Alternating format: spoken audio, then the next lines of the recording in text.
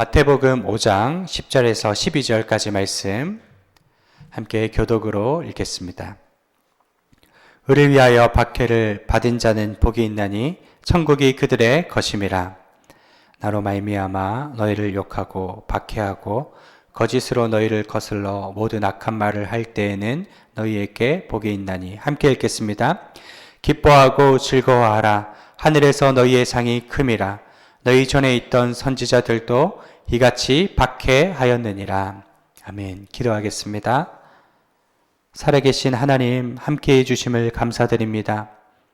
저희들 아무 공로 없사오니 예수님의 보혈로 덮어주시고 씻어주시고 성령께서 이 시간 말씀을 듣고 깨닫는 은혜를 허락하여 주옵소서.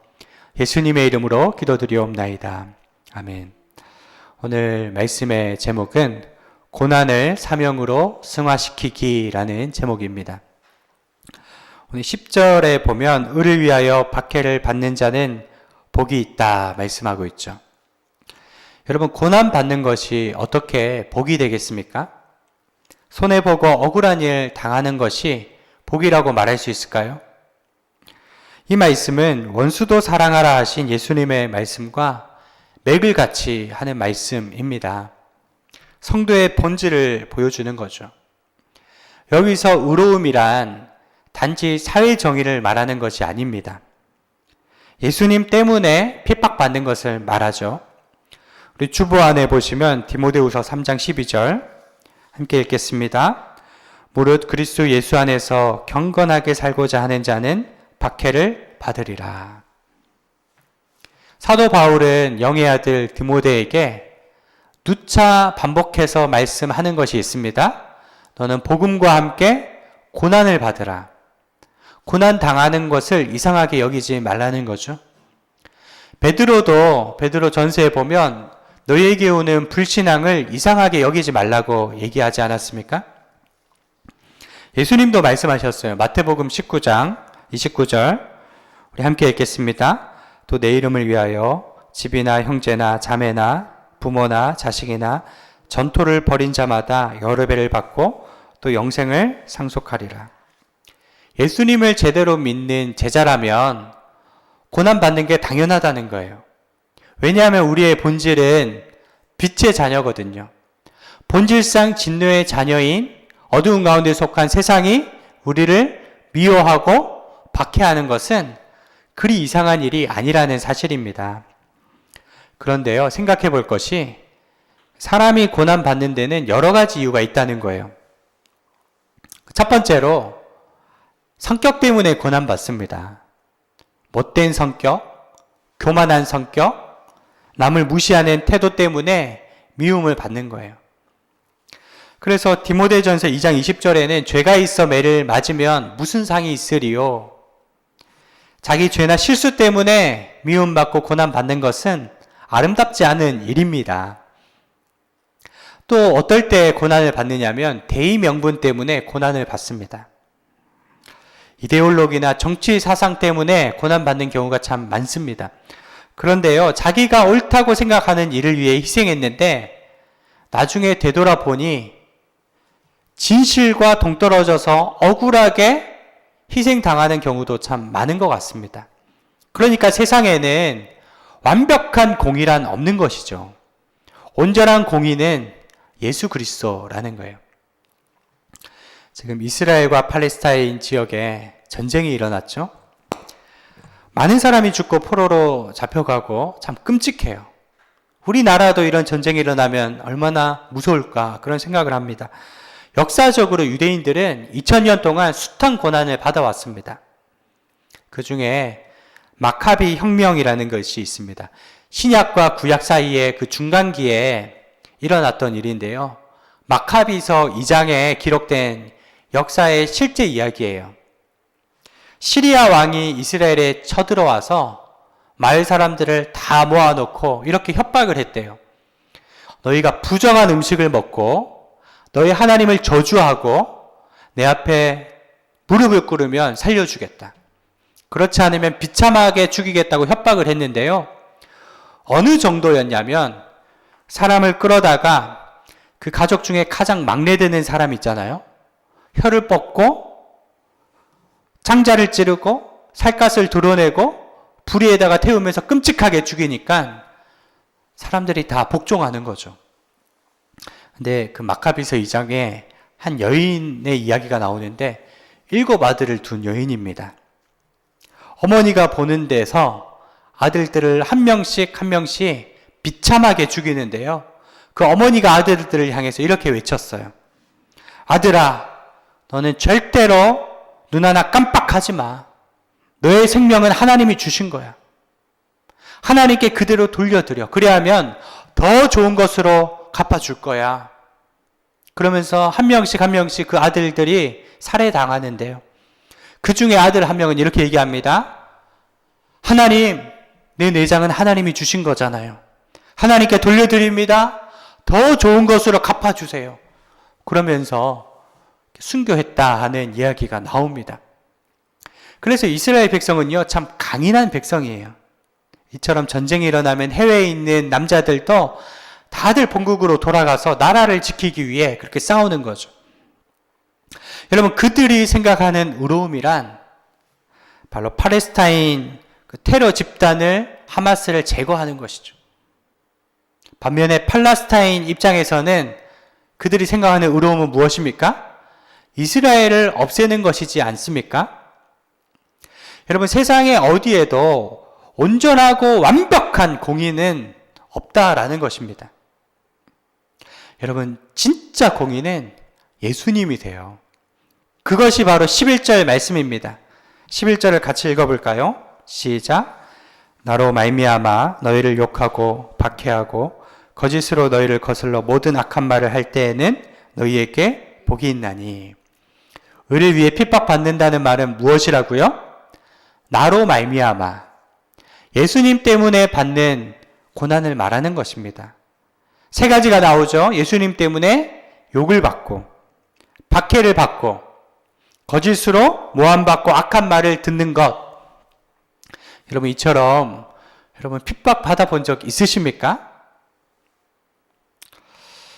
오늘날 우리는 그와 같은 핍박은 받고 살지 않습니다.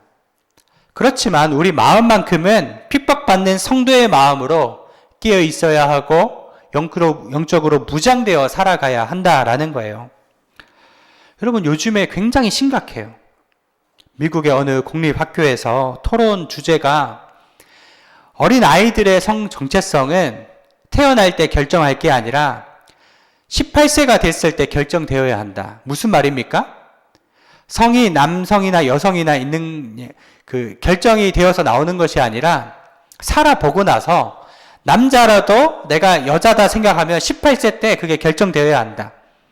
그 토론 주제에 반 아이들이 전부 다가 그게 맞다라고 이야기했습니다. 단 한 사람, 목사님 아들만 그게 아니라고 반대했다는 거죠. 여러분, 이런 문화 가운데 성경의 진리와 여러분 하나님 자녀의 정체성을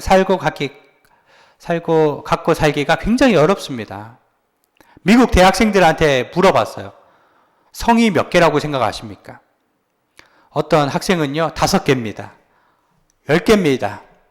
아니, 남성과 여성밖에 없잖아요. 근데 어떤 대다수의 학생은요, 인피니티, 무한대입니다. 이렇게 얘기한다는 것입니다. 성경의 가치가 깨져가고 있는 이 상황에서 우리가 정말 결연한 의지를 가지고 살지 않는 한 우리 세대 때는 괜찮겠죠. 우리 자녀 세대 때는 어떻게 하겠습니까? 여러분, 정말 우리는 마음의 결심을 하고 살아야 됩니다. 미국의 한 대형교회에서 13년간 청소년 사역과 찬양 사역을 했던 장종택 목사님이라는 분이 어느 날 하나님 마음을 받았는데요. 대한민국의 청소년을 살려야 한다 하는 마음을 받고 무작정 귀국한 거예요. 어떤 임지가 있어서 온 게 아니었기 때문에 생활비가 없었다고 합니다. 동두천에 연립주택을 얻어서 허름하게 생활했는데 겨울에 도시가스가 끊기고 밥 먹는 것도 너무 힘든 상황에서 하나님이 그 가정에 둘째 딸, 온유라는 딸을 주셔서 그 아이와 함께 너무나 행복하게 잘 사는데요. 그 온유가 8살이 되었을 때 몸에 병이 생긴 거예요. 병원에 가서 진단해 보니까 진단명이 특이성 뇌암입니다. 이 병은 굉장히 특이하게요. 암이 있는데 우리 몸의 항체가 암을 공격해야 되는데 사람의 뇌를 공격하는 자가 면역 질환이라는 거예요. 이 딸의 상태가 점점 안 좋아지는데요. 나중에는 코마 상태에 들어가요.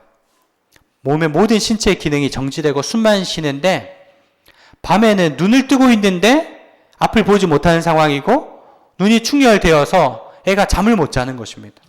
발작을 하는데 한번 발작하면 2시간에서 5시간까지 발작해요.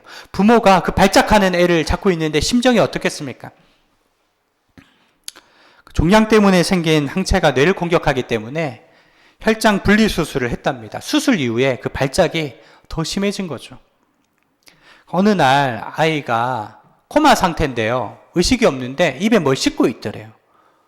근데 또 입에서 피가 나더래요. 가만 보니까 입안에 있는 자기 살을 씹더라는 것입니다. 그 피가 멈추지 않는 것을 보고 이 아빠가 너무 분노하고 너무 당황해서 하나님께 이렇게 따졌다고 합니다. 항의하는 심정으로 하나님 이게 뭡니까? 어떻게 제게 이러실 수가 있죠? 근데 세미하게 장종태 목사님 마음 가운데 주시는 음성이 너 끝까지 나를 신뢰할 수 있느냐? 그래요 주님, 저 주님 신뢰합니다. 그리고 주변 사람들에게 기도 제목을 요청했는데요. SNS에 딸의 사진을 올리면서 이렇게 요청을 했대요. 말칠애뿐인 형식적인 기도는 사양합니다. 진심으로 기도해 주실 분만 기도해 주세요. 그렇게 하고 정말 수백 명이 같이 기도를 했는데요. 그 수십 통의 문자가 왔어요. 그 문자 내용이 그 딸 온유를 위해서 기도했는데 하나님이 자기들의 죄를 깨닫게 하시고 회개케 하시면서 너무나 새로운 은혜를 받았다 하는 내용들이었습니다. 하나님이 역사하시는 거죠. 정말 그 수백 명이요 집중해서 몇 주간 기도했는데 놀랍게도 그날 딸 온유가 깨어났대요. 예수님, 예수님 부르면서 깨어난 것입니다. 그것도 놀라운데 8일 만에 그 아이가 신발을 신겠다며 일어나서 오랜 기간 동안 정신이 없었던 애잖아요. 신발을 신고 걷는데요. 병원의 모든 사람이 기적이라고 있을 수 없는 일이 일어났다고 하나님의 살아계심을 경험했다는 것입니다. 그 장종택 목사님이 그러면서 결론적으로 이런 메시지를 선포하더라고요. 제가 읽어드리겠습니다. 믿음은 암기가 아니라 삶으로 증명해내는 것입니다. 우리에게 예수님은 돈과 성공의 매개체이지 않습니까? 다른 사람이 당신이 교회 다닌다고 얼마나 알고 있습니까? 혹시 나 때문에 상처받아 교회 다니지 않는 사람이 있습니까? 우리 속의 죄는 들통나야 합니다. 신앙은 절대 이론이나 관념이 아닙니다. 신앙은 철학도 아니고 암기도 아닙니다. 신앙은 전적으로 하나님을 신뢰하는 것입니다. 살아계신 하나님을 믿는다면 기도의 무릎을 꿇어야 합니다. 다른 사람을 위해서 기도해 줘야 합니다. 우리의 삶은 믿음으로 증명되어야 합니다. 사랑하는 여러분, 우리가 살아있는 믿음을 가지고 있는다면 살아있는 기도를 해야 합니다. 우리의 삶은 바로 믿음으로 증명되어야 하는 것이죠. 그래서 우리 그리스도인의 자아상은 무엇입니까? 우리 12절 말씀을 함께 큰 목소리를 읽겠습니다. 시작. 기뻐하고 즐거워하라. 하늘에서 너희의 상이 큼이라. 너희 전에 있던 선지자들도 이같이 박해하였느니라. 여러분, 우리의 본질은 무엇이라고요? 환난 중에서도 기뻐하는 것입니다. 빌립보서 말씀이 감옥에서 쓰여졌는데 기뻐하고 또 기뻐하라. 여러분, 기쁨 있으시죠? 크리스천은 절망 속에서 슬퍼하거나 고통 속에 머물러 있는 사람이 아니에요. 샘솟는 찬양과 기쁨이 있는 사람입니다. 역경과 시련이 와도 우리가 즐거워할 수 있는 까닭은 무엇입니까? 크게 두 가지인데요. 여러분 따라해 주세요. 천국이기 때문에. 우리가 천국 때문에 기뻐하는 것입니다. 오늘 팔복은 8가지죠. 오늘 마지막 시간인데 그 첫 번째 복, 심령이 가난한 자는 복이 있나니 천국이 그들의 것이라고 했죠. 8째 복도 의를 위하여 핍박받는 자는 복이 있나니 천국이 그들의 것이라고 했습니다. 여러분, 하나님의 나라가 우리 안에 있는 것입니다. 천국은 예수님을 마음에 모시고 살아가는 우리 마음에 펼쳐지는 현실이고요. 죽어서도 가는 나라죠. 우리는 이 땅에서 천년 만년 살 사람이 아닙니다. 잠시 잠깐 후면 천국을 대하게 될 것입니다. 그러면 오늘을 어떻게 살아야 하겠습니까? 천국을 생각하고 있는 사람은요, 실패의 두려움이 없어요. 세상의 고통과 환난도 두렵지 않습니다. 물질과 시간의 노예가 되지 않는 거예요. 불필요한 경쟁에 빠져들거나 비교하지 않습니다. 믿는 자는 죽어도 살겠고 무릇 살아서 나를 믿는 자는 영원히 죽지 아니하리라. 여러분이 천국을 소유하시고 천국을 향해서 걸어가시는 성도님들 되시기를 축원드립니다. 두 번째, 여러분 우리가 왜 기뻐하죠? 예수님 때문에 기뻐하는 거예요. 예수님이 말씀하셨습니다. 너희가 세상에서 환난을 당하나 담대하라. 내가 세상을 이기었느니라. 세상 끝날까지 내가 너희와 함께하겠다. 물 가운데 지나도 함께할 것이고 불 가운데 지나도 함께할 것이다. 병에 걸려도 가난해도 예수님이 함께한다면 정말 기쁜 것 아니겠습니까? 마크 갈리라고 하는 기독교 2000년사의 순교자만 연구한 학자가 있습니다. 그는 많은 순교자들을 연구하고 그가 이런 결론을 내렸어요. 순교자들을 하나하나 다 뜯어보고 그들의 발자취를 따라가 보면서 한 가지 분명히 알 수 있는 결론이 있었는데 하나님의 임재였다는 거예요. 스데반도 그러했고 야고보도 그러했고 모든 순교자들, 주규철 목사님도 그랬고요. 손영환 목사님, 하나님의 임재 가운데 소천할 수 있었다는 것입니다. 핍박당하는 그들이 누리는 엄청난 영적 자원이 있다면 그것은 하나님의 임재였다. 다시 말하면 그들 안에 살아 움직이는 믿음이 있었고 설명할 수 없는 기쁨이 있었기 때문에 영광스럽게 순교자의 반열에 오를 수 있었다는 것입니다. 여러분, 우리는 살아도 주를 위해 살고 죽어도 주를 위해 죽나니 살아있는 순교자로 살아가야 합니다. 제가 참 존경하는 선교사님 얼마 전에 소천하셨는데 아프리카 케냐에서 평생 선교하셨던 이원철 선교사님입니다. 이분은요, 선교하려고 대한민국 국적도 포기하고 케냐 사람으로 기여했어요. 이분은 선교사님들 보통 도시에 있잖아요. 케냐 북부의 사막지대, 사람들이 살지 않는 교회가 없는 곳에 들어가서 평생 전도하고 교회 세웠어요. 어느 한 지역에 교회 없다는 곳에 들어가서 전도했는데요. 남자 두 분이 복음을 듣더래요. 그 중에 한 분이 너무나 감격스러워하면서 내가 예수님을 믿겠습니다. 그 사람에게 끊임없이 복음을 증거했는데 어느 날은 자기 땅 문서를 가지고 와서 이 땅에다가 교회를 세워주십시오. 봉헌을 했다는 겁니다. 또 어떻게 그 소식을 이슬람 극단주의자가 알고 찾아와서 너 그 땅을 교회에다가 바치면 죽여버리겠다. 그런데 만약에 너 이슬람으로 다시 돌아오면 아주 예쁜 젊은 아내를 다시 얻어주고 평생 만질 수 없는 돈을 주겠다. 회유를 했다고 합니다. 그러나 그는 주 예수보다 더 귀한 것은 없네. 내 땅에 교회가 세워진다면 그것보다 행복한 일은 없습니다. 결국 어떻게 됐을까요? 이슬람 사람들에 의해서 끌려가서 소리 소문 없이 죽었대요. 근데 그 시신을 찾을 수가 없다고 합니다. 3주 뒤에 그 시신이 발견됐는데 그 아프리카는 너무 더우니까 하루 이틀만 지나도 시신이 부패한대요. 근데 3주 뒤인데도요, 시신이 온전한 상태로 멀쩡한 거예요. 그리고 모든 가족들이 모여서 장례식을 치릅니다. 선교사님이 그 아버님에게 이렇게 얘기했대요. 아버님, 아드님 만나고 싶으시면 예수님 영접하셔야 합니다. 천국 가면 아드님을 만날 수 있습니다.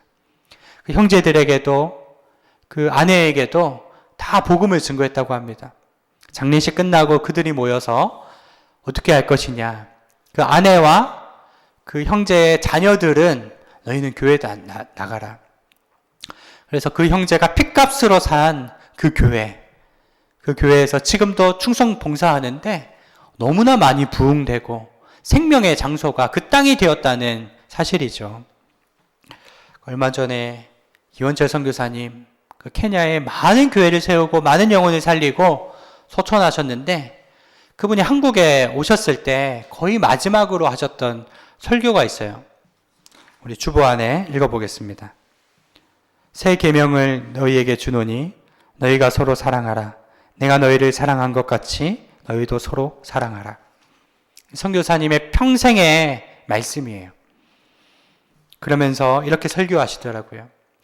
여러분, 형제를 용서하지 못하면 하나님 나라에 결단코 들어갈 수 없습니다. 형제를 사랑하지 못하면 우리는 하나님 나라에 들어갈 수 없습니다. 우리 안에 분노가 있으면 절대로 천국이 우리 안에 임하지 못합니다. 이렇게 얘기하시더라고요. 그래서 예수님이 이 땅에 오셔서 십자가에 죽으신 것은 우리를 위해 희생하신 것처럼 너희도 그렇게 사랑해야 하지 않느냐. 형제를 사랑할 수 없을 때 십자가를 생각하며 사랑하라고 그렇게 얘기하시더라고요. 여러분, 우리는 예수님 때문에 안타깝게도 핍박받은 적이 거의 없지 않습니까? 그렇지만 오늘 적용의 말씀, 예수님과 함께 그 길을 갈 수 있는 비결이 있습니다. 첫 번째, 매일 그들을 위해서 기도해야 합니다. 우크라이나의 성도들, 이스라엘의 메시아닉주 성도들, 북한의 성도들, 심지어 이란의 성도들을 위해서, 그 영혼들을 위해서 불쌍히 여겨달라고 여러분 잊지 말고 기도하시기를 축복합니다. 그것이 동참하는 것이고요. 두 번째, 기도만 할 것이 아니라 그들의 필요한 것들을 나눠야 합니다. 헐벗고 굶주리고 있는 그들에게 양식을 보내야 하죠. 할 수 있는 모든 노력을 다해서 섬겨야 하는 거예요. 마지막 세 번째, 여러분 핍박받는 성도의 심정으로 신앙생활 하시기를 바랍니다. 여러분, 지금 마지막 때입니다. 우리는 비록 핍박을 모르고 살아가는 것 같지만 가장 안타까운 것은 우리 자녀들과 손주 세대죠. 이 몰려오는 세상의 세속주의 앞에 어떻게 견디겠습니까? 내가 지금 예수님 때문에 핍박당하고 있다. 그러한 심정과 각오로 살아간다면 우리 신앙은 살아날 수 있습니다. 내 마음에 천국이 임할 수 있습니다. 비고 빈 마음에 하나님 나라의 영광과 천국이 임하는 거죠. 죽으면 죽으리라 하는 자세를 가지고 우리가 신앙생활을 하지 않으면 신앙은 퇴보할 수밖에 없고 믿음을 잃어버릴 수밖에 없습니다. 사랑하는 여러분, 예수님 가신 그 십자가의 길을 자발적으로 동참하시길 바랍니다. 희생의 길, 사랑의 길, 용서의 길, 천국의 길을 걸어가시는 성도님들 되시기를 주님의 이름으로 축원드립니다. 주님 뜻대로 살기로 했네. 주님 뜻대로 살기로 했네. 주님 뜻대로 살기로 했네. 뒤돌아서지 않겠네. 이 세상 사람 날 몰라줘도, 이 세상 사람 날 몰라줘도, 이 세상 사람 날 몰라줘도 뒤돌아서지 않겠네. 세상 등치고 십자가 보내, 세상 등치고 십자가 보내, 세상 등치고 십자가 보내 뒤돌아서지 않게. 우리 한 번 더. 주님 뜻대로 살기로 했네. 주님 뜻대로 살기로 했네. 주님 뜻대로 살기로 했네. 뒤돌아서지 않겠네. 이 시간 우리 북녘에 있는 성도들을 위해서 기도해 주시고, 이스라엘과 가자 지구의 영혼들을 불쌍히 여기소서. 하나님, 그 마음에 천국이 임하는 길이 열리게 하소서. 하루빨리 그 땅에 자유와 평화가 임하게 하소서. 그 땅에 무너진 교회들이 세워지게 하소서. 진정한 평강의 왕 되신 예수님 임재하여 주시옵소서. 고난받는 형제들을 위해서 주여 한번 부르짖고 기도하겠습니다. 주여! 하나님 아버지, 우리를 불쌍히 여겨주소서. 우리 위하여 핍박받는 자는 복이 있도다. 나로 말미암아 너희를 욕하고 거짓으로 악한 말을 할 때에게 너희에게 복이 있나니 기뻐하고 즐거워하라. 하나님의 말씀을 우리 심령 가운데 새깁니다. 하나님, 우리 삶 가운데 비록 극한 박해는 없지만 살아있는 순교자로 살아가게 하소서. 우리 입술의 말이 변화되게 하시고 우리 손의 삼김이 변화되게 하여 주시옵소서. 아낌없는 헌신으로 나아갈 수 있도록 하나님 인도하소서. 날마다 고난받는 형제들을 위해서 기도하는 저희들 되게 하여 주시옵소서. 이스라엘의 죽어가는 영혼들을 불쌍히 여겨 주시옵소서. 저들이 분노 가운데 살아가지 않게 하시고 사랑과 용서의 강이 흘러넘치게 하여 주시옵소서. 하나님 아버지, 예수님 때문에 저희들 얼마나 고난을 받고 살아갑니까? 나 자신 때문에 고난받고 힘들어하지는 않습니까? 예수님 때문에 어려움도 잘 이겨내게 하시고 끝까지 승리의 면류관을 얻는 저희들 되게 하여 주시옵소서. 너와 내 자녀들을 위해 울라 말씀하셨습니다. 우리 자녀들이 더욱더 강건하여 자가는 하나님의 자녀로 이 세상 삶을 잘 돌파하게 하여 주시옵소서. 지금 눈물 흘리고 죽어가는 영혼들에게 하나님의 사랑의 손길이 비춰지기를 원합니다. 그리하여 저희들의 삶, 천국의 삶 되게 하시고 주님 만날 날까지 승리하는 믿음의 용사로 쓰임받게 하여 주시옵소서. 감사드리오며 예수님의 이름으로 기도드리옵나이다.